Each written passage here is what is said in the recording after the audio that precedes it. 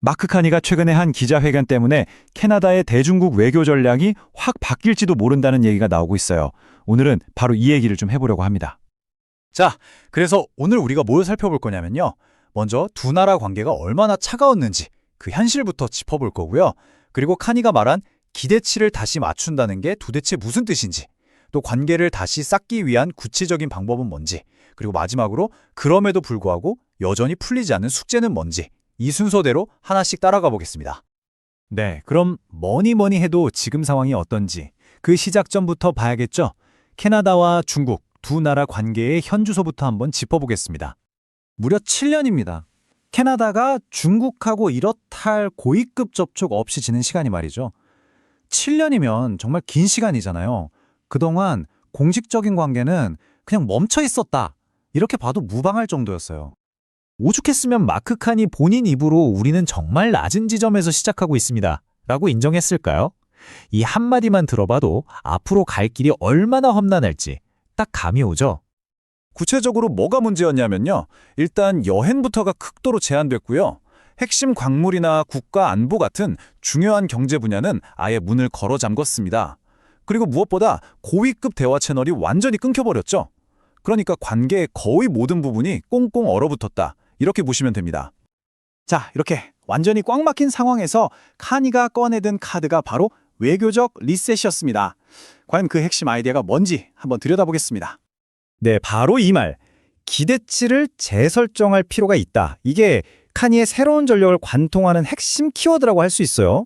이건 그냥 과거의 긴장 관계에서 벗어나자 정도가 아니라 아예 판을 새로 짜겠다. 이런 선언이나 마찬가지거든요.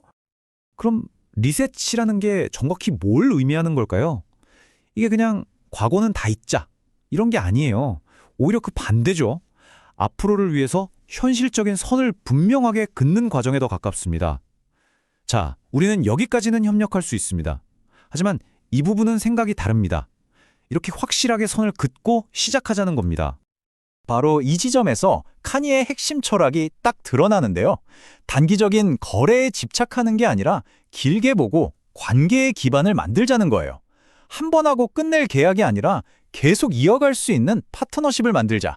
이게 바로 생각의 근본적인 전환이라고 할 수 있겠죠? 좋습니다. 그럼 이런 새로운 철학을 현실에서는 어떻게 풀어갈 수 있을까요? 구체적으로 어떤 첫걸음부터 떼려고 하는지 한번 따라가 보시죠. 아니 근데 이렇게까지 노력해야 하나 싶으실 수도 있죠. 카니는 그 이유를 중국이 세계 무대에서 차지하는 엄청난 역할에서 찾습니다. 캐나다의 두 번째 교역 상대국이자 세계 2위 경제대국, 경제적으로나 정치적으로나 더는 무시하고 지낼 수 있는 상대가 아니라는 아주 현실적인 판단인 거죠.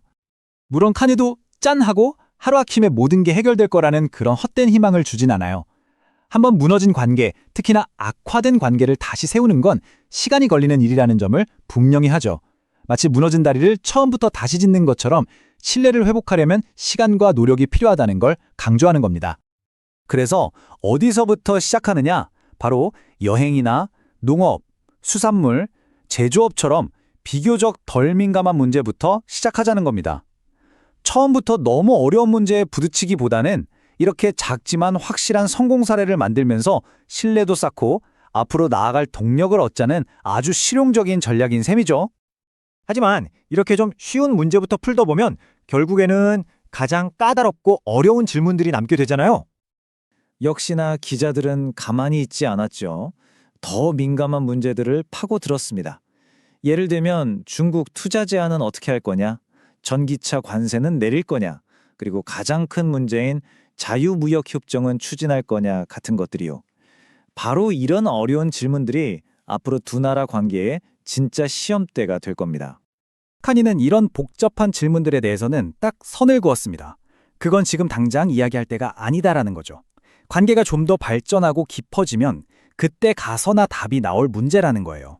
그러니까 일단 기반부터 다진 후에 꺼낼 수 있는 카드라는 입장을 분명히 했습니다.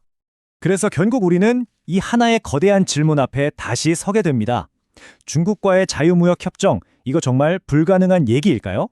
앞으로 이 질문에 어떤 답을 찾아가느냐에 따라 캐나다와 중국 관계의 미래가 완전히 달라지게 될 겁니다.